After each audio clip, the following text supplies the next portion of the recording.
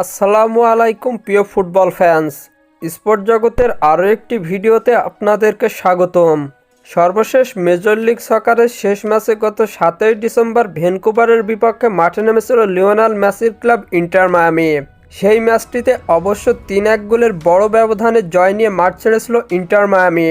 সেই ম্যাচটির পর আর কোনো ম্যাচে দেখা যায়নি মেসি ডিপলদের। এই ম্যাচটির পর আবারও নতুন বছরের জানুয়ারিতে প্রি সিজন ট্যুরে প্রীতি ম্যাচ খেলতে মাঠে নামছে ইন্টার মায়ামি। আজকে এই ভিডিওতে আলোচনা করব প্রি সিজন ট্যুরে ইন্টার মায়ামির প্রথম ম্যাচ কবে, কাদের বিপক্ষে, কখন, কোথায় অনুষ্ঠিত হবে তা নিয়ে।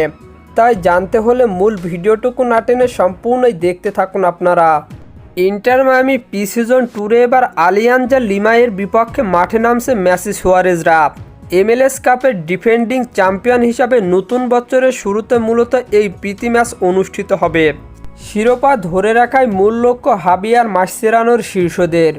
ইন্টার মায়ামি বনাম আলিয়াঞ্জা লিমা সর্বশেষ মুখোমুখি হয়েছিল 2023 সালে কোপা লিবার্তাদোরেসের ম্যাচে, যেখানে 4-2 গোলের হার নিয়ে মাঠ ছেড়েছিল ইন্টার মায়ামি।